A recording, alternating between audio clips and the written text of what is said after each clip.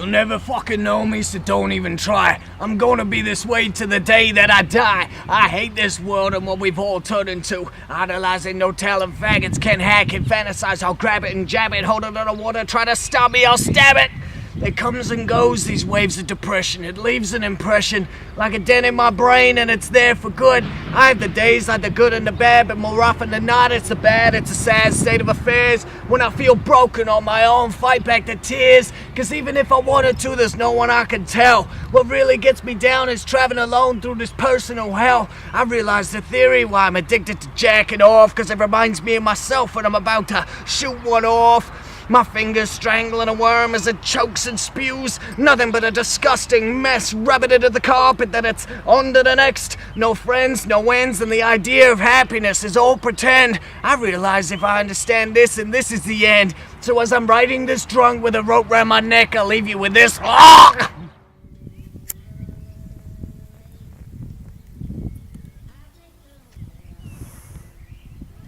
Psyko T, why are we in a cemetery?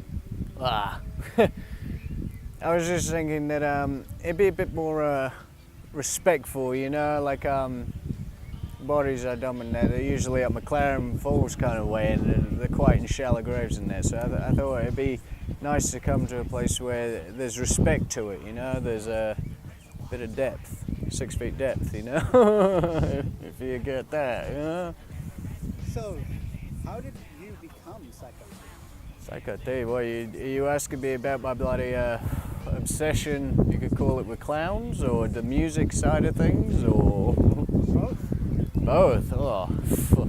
I think some people are just born with it, you know. Like me and the clowns, I had Joe Paul ask me the last time he was up visiting, because he's doing a bloody tour in the North Island doing some business in there, and he popped in and he asked me the same bloody question. He was like, how did it start? Where did it come from?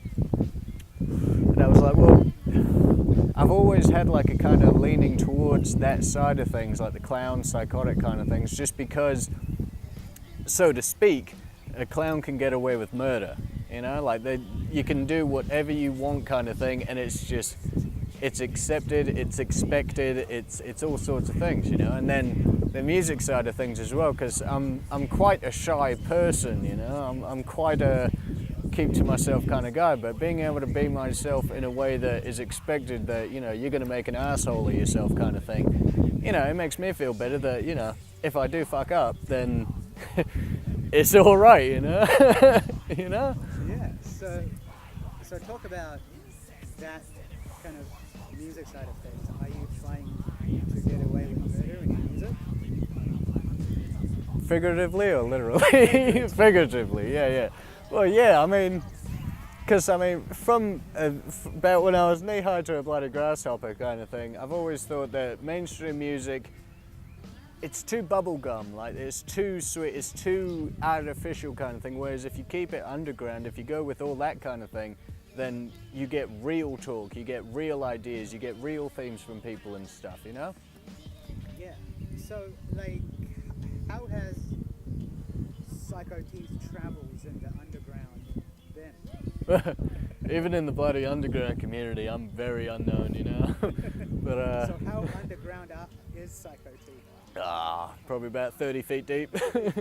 Well and truly hidden, you know. But we're making waves. We're getting notice out there lately with the 1 ounce battle raps, with the promo and stuff for the new EP and shit coming out like that. All the weird shit that I post and stuff. It's getting ingrained, you know, in people's heads. Talk a bit about your endeavour into the battle rap scene.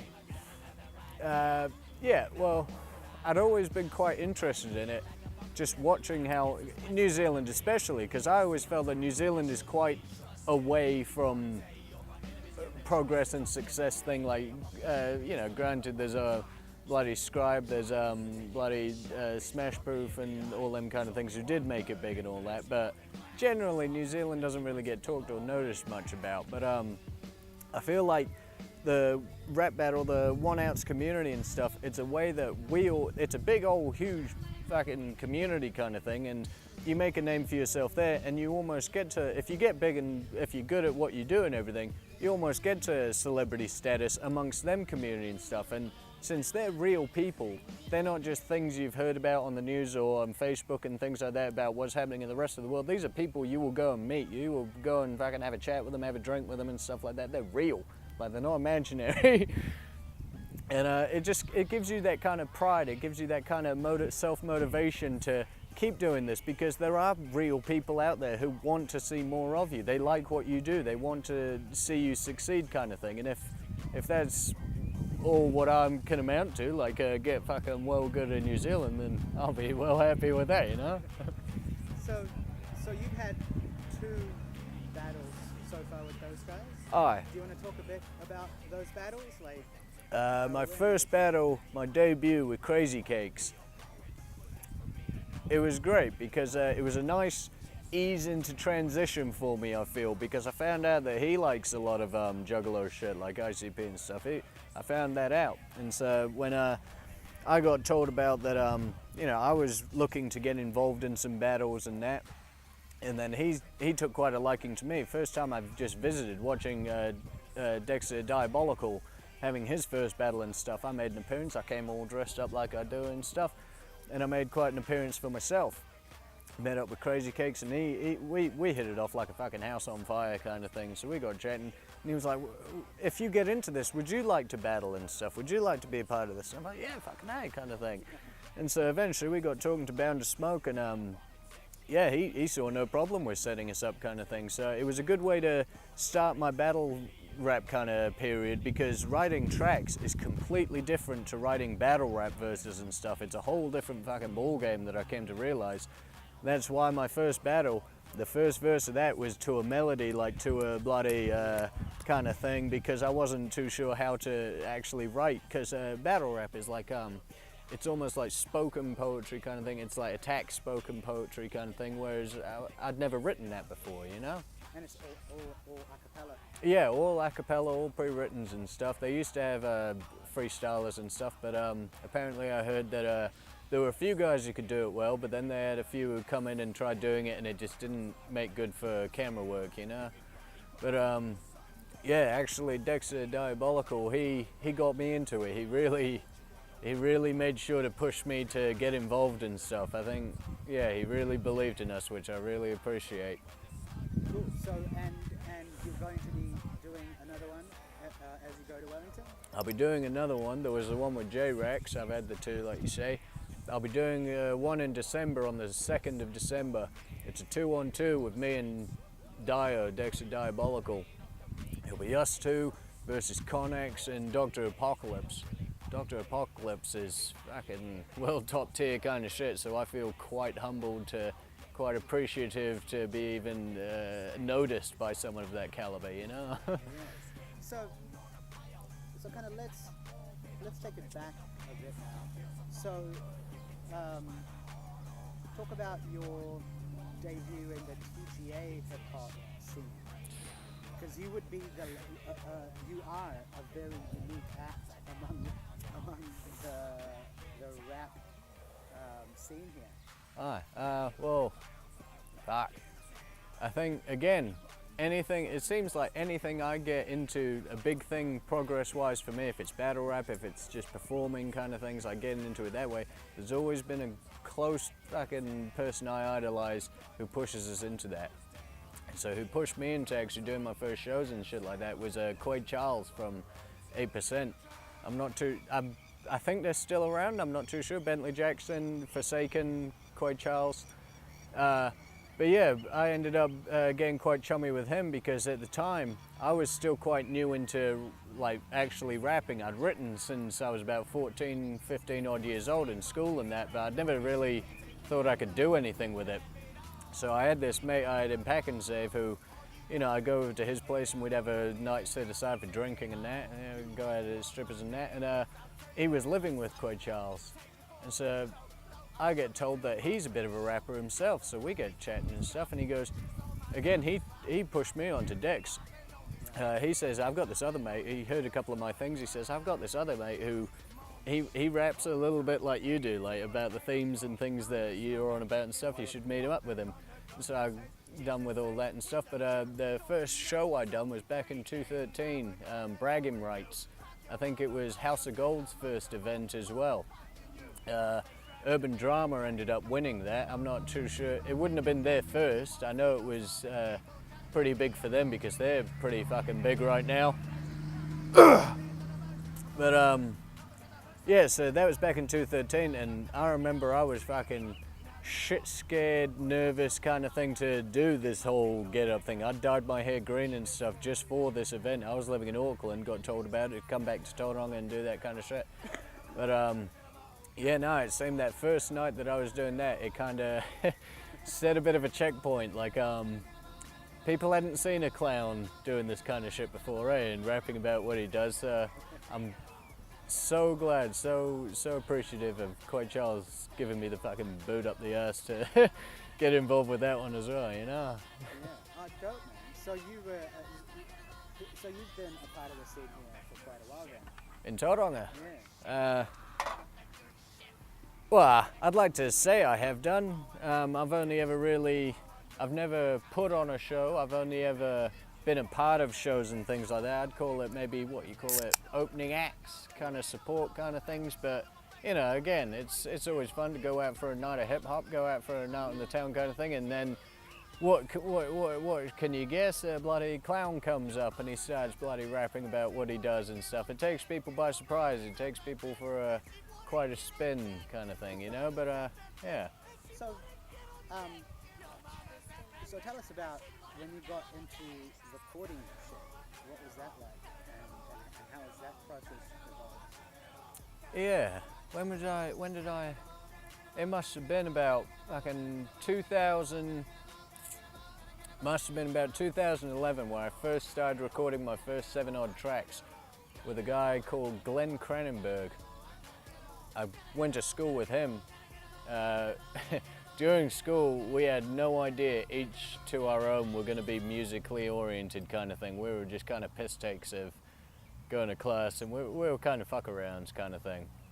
But yeah, no, he hit me up a bit after we'd all finished school and stuff, and he was like, "Oh, are you still doing music and stuff? Are you still rapping about what you do and stuff?" Because he always looked over at desk and that and saw that I was scribbling out some fucking murder rhymes and shit like that. And so he asked me that, and I was like, "Well, yeah, I'm still doing a bit of that. Why's that?" And he's like, "Oh, well, I'm looking to be a bit more on the producery kind of side of things, like making beats for rappers and recording them and stuff. Like, I was just wondering if you'd like to get together and have a jam sometime." And I was like, "Fucking hey, yeah, I haven't got anything else going. Like, it could be well fun."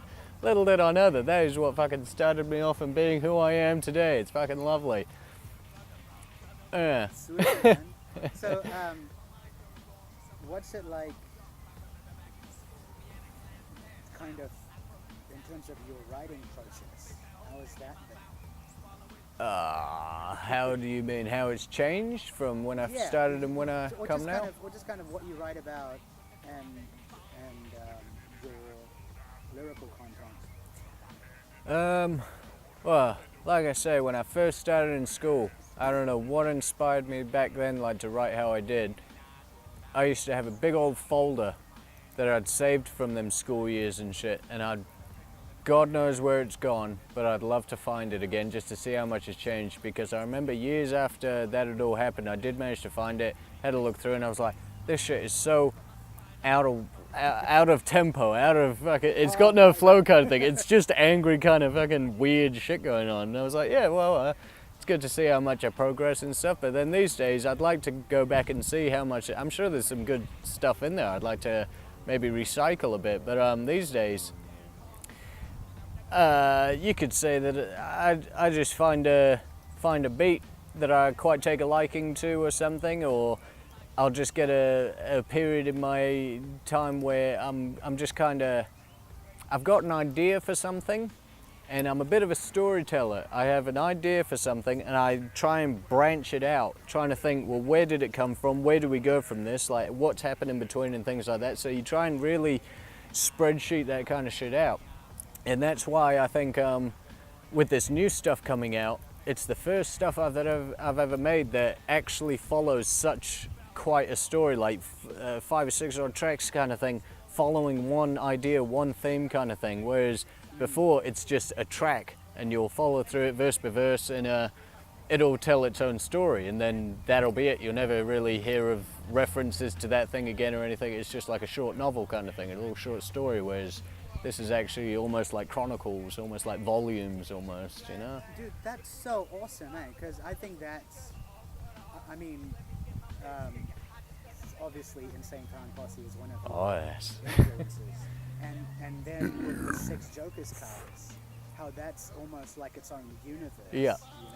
That would be that is quite, ICP. ICP is the cornerstone of what Psyko T is, I swear to God. Like, what they were to me growing up and what they are now, everything in between, it is half, if not like 2/3 or something of my being, almost kind of thing. Like, everything they idolize, everything they theme, everything they've got views on the world and things like that, I connect so much with it, and I fear that one day I will die or they will die, and I've never been to one of their shows, never been able to go to America and see a concert of theirs, or had a backstage pass so I can let them know, personally let them know. Because like I was saying before, I want real things. I don't want things I've just heard on the internet and Facebook and stuff. I don't believe that's actually real. Until you actually meet someone there and then they become real, and you're just like, wow. Yeah, man. Dude, I think so. And kind of ICP have their own unique place in music because they basically started their own genre. Oh yeah, right? like horrorcore. Yeah. Yeah, and then kind of other artists kind of followed that and kind of like did their own thing with it, like Did their own Twisted renditions kind of thing, yeah. Yeah, like Twisted and kind of Tech Nine kind of has that vibe. Yeah. MF Doom. That's one of the things that makes me quite sad, is that I'll love ICP till I die. I'm down with the clown till I'm dead in the ground. Juggalo for life. But what they were back in the day, I mean, this is just how time goes, is that you can't do the same shit forever. It's just, you have no control of it. You just automatically adapt to your surrounding kind of things. But ICP back in the day, they done the fucking horrorcore. They, like you say, they invented pretty much horrorcore kind of label. But these days, they've gotten quite soft. They're hiring on new artists to the label. They're bringing their own style, but it's too modern. You have a lot of people that are on the bridge of almost being like mumble rappers or too modern, and it's not what we used to have. But again, we can't sit and wish, why can't we have more like this? Why can't we keep redoing that? Because the time's gone. The time's past. That ship has sailed kind of thing. You have to move on. You have to not hold a grudge kind of thing. But I feel ICP, like I said, what they're doing these days, it's a bit soft, it's a bit shitty kind of thing, but I love them all the same because they've earned their place. They've earned the right to say, well, I'll make what I want. If it turns out shit, it doesn't matter. I'll do it because it makes me feel happy at the time. It makes me do all this and that. They've earned their right. They have gone through shit and hell to be where they are today, and they're getting old, they're getting on, so you want to live a life that's experienced every kind of branch you can touch. And that would have like a influence on what they write about and shit like that, like having kids and shit. You know? Oh yeah.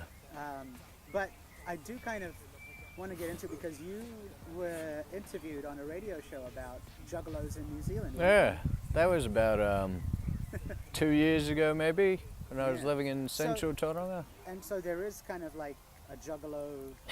I had no idea about that. I mean, when I first found ICP, when I first found juggalo kind of related shit, back in school, I thought, my God, this is an American thing. I'm the only one in New Zealand who knows of this kind of thing. Very naive as I was about 14, 13 odd years old kind of thing. But as I went on, found so many other groups of mates and stuff, and they'd heard of that band as well. And I was like, oh, you what? And so we clicked automatically kind of thing. Yeah. But so it goes on. And you're realizing that, you know, it is quite a worldwide thing, juggalos and stuff. They are worldwide. It is a fucking biggest family you can ever fucking imagine, you know? And, fuck. Shit. Yeah. No, but that's true, man, because, like, I don't, like, when I first came across the music, I was like, this is what the fuck. It's different.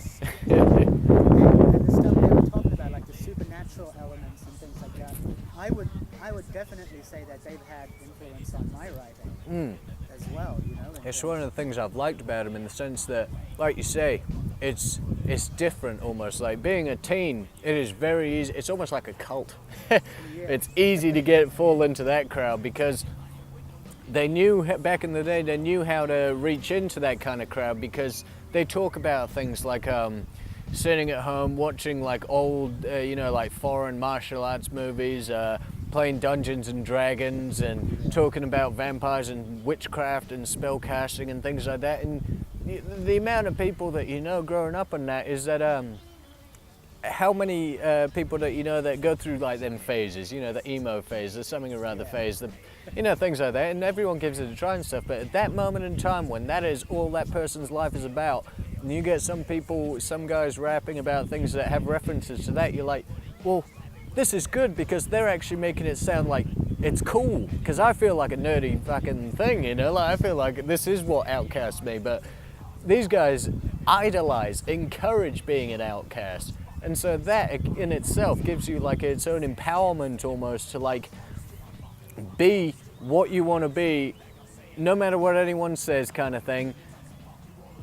Especially if it's going to be what anyone's going to have some naysay about. It gives you your own empowerment to stand up for your own beliefs. Like it almost encourages you to have outside the box thinking, outside the way, all this and stuff, because it teaches you to really stand up for your beliefs, really stand up for what you believe in and think, fuck everyone else who bloody tries to tell me wrong. Like, it's your own life, it's your own fucking deal. If they don't want a part of it, then you know who to cut out. And I think you yourself as Psyko T has kind of embodied that, at least at the gigs that I've seen you at, You're the only motherfucker in clown makeup kind of doing the Psyko thing. Yeah, well, I'm quite happy in that sense that I am in New Zealand. Most of my life I have been in Tauranga because it's so small. I feel big fish, small pond kind of thing. But as comfy as that is, being like the only one of your kind of thing in that big old space, you do need to eventually branch out and be like, once you feel like, no, this is me, this is what I'm comfortable doing, I need to show the world how I am and stuff. Like, again, it gives you empowerment and stuff, but it does feel good being like fucking the only clown in Tauranga. Like, you hear about someone talking in Tauranga about clowns and stuff, majority of the time they're talking about you, Yeah, the TGA's Wicked Clown. Yeah, That's fucking one and only, notorious. There's good stories and bad stories galore about me. Not all are true, not all are fake, but give what you take. Yeah, so it's like you're almost like a mythical figure. I'm almost starting to question my own reality. Almost. I'm still on the edge of being alive, but I don't think it's too much until we get that little push into madness, One day I'll just be some fucking legend or some unfathomable bloody fucking thing that's just like, nah, he's just a bedtime story, he's not real, he's just something someone's made up to scare you when you go to sleep. Nah, I am real, I'm real now. Maybe one day you won't know I used to be alive, but fucking for now.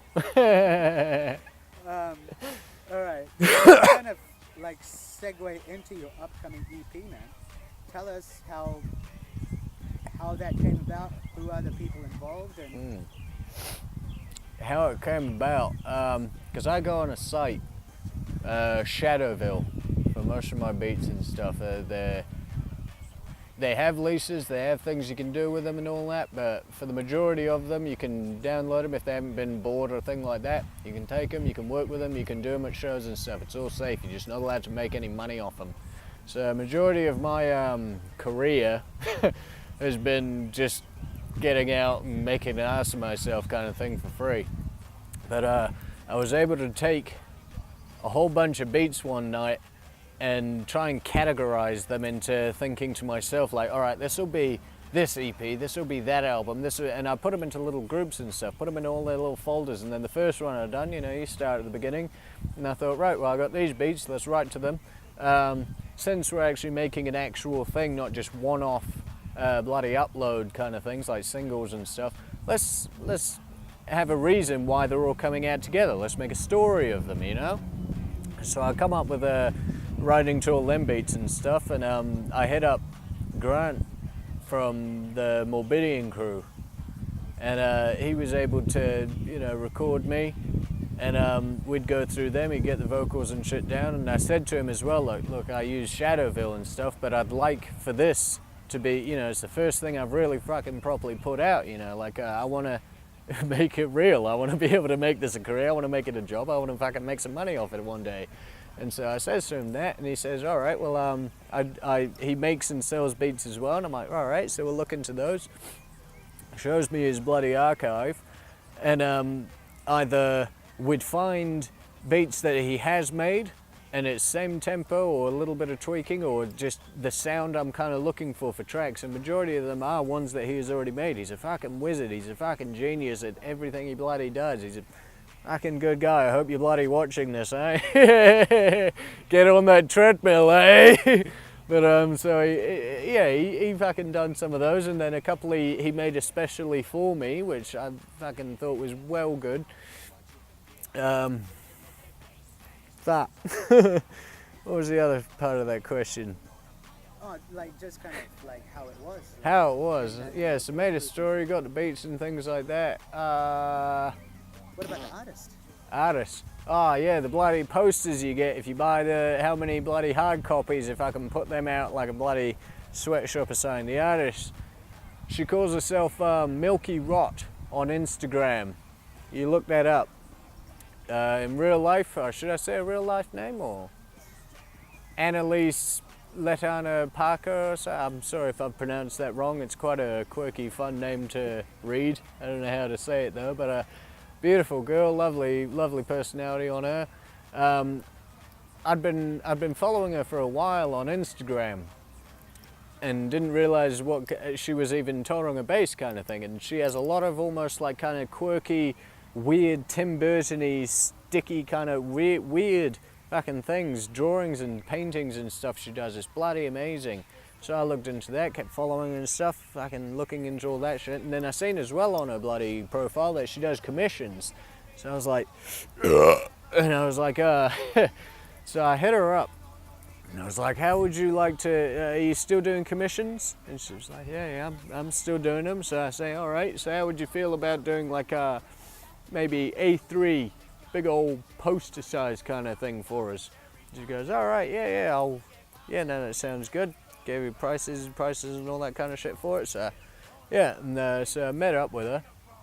And before we done that, she asked us, are you able to give us some rough sketches of what you're wanting done exactly? Because I'd sent her a couple of my tracks just for like an idea kind of thing of what I'm about and stuff, and you know, she quite liked them, but she had no idea really how to physicalize that kind of thing, like really put it to pen to pad, like drawing wise and stuff. So I was like, all right. So she asked us if I could do some rough sketches for her, and so I done that, met up with her. Like these were rough sketches, like fucking doodles, and I swear to God, I gave them to her that day. 2 days later, she come up with all it had that needed being done extra, because she said it's still not finished.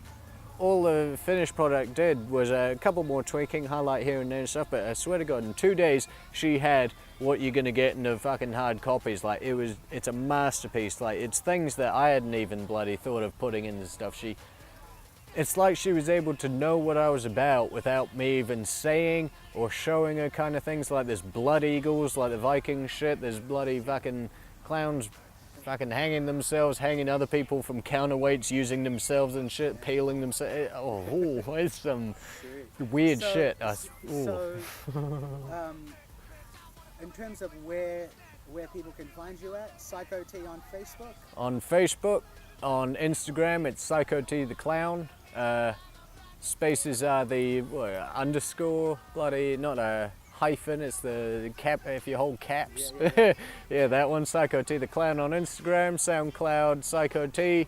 Facebook, I got one of those as well, it's Psyko T as well, funny that. And if you just want to be my chum, Facebook, Tom Lancaster, is it? You wanna, should I said that one, or are we gonna cut that one out? That's fine. Alright, we're alright with that. Be my friend. I need more. That's cool, man. And the EP release date is to be announced? Well, I'm moving city Yeah. next week. So I'm really trying to get my thumb out my ass and really actually get it released before I leave. Yeah.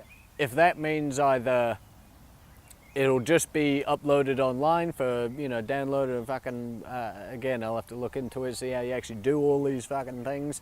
If it will at least be that. But if I can really fucking push it, I will be able to put out some hard copies, all the little goodies you get with it as well. I can fucking get them ready to ship off and mail to cunts as well. People, I mean. Yeah, Sweet. So hopefully in the next bloody week. Sweet. So, I kind of actually heard that some of your shit is based on real life shit with your exes. Is that true? Well, I mean, like other musicians, all your bloody favourite musicians have some shit they talk about, shit they're not happy about in their lives. It becomes good music in there, but, it's just fucking life. Are you trying to say something to them now? No, it's just my fucking, it's my personal way of getting over that kind of shit, because they don't want to fucking talk to me no more. They cut me out, so I'll fucking, at least I can have a little talking to myself, because that's all I fucking do, isn't it? What do you want to say to them if you were to say something exclusive right now?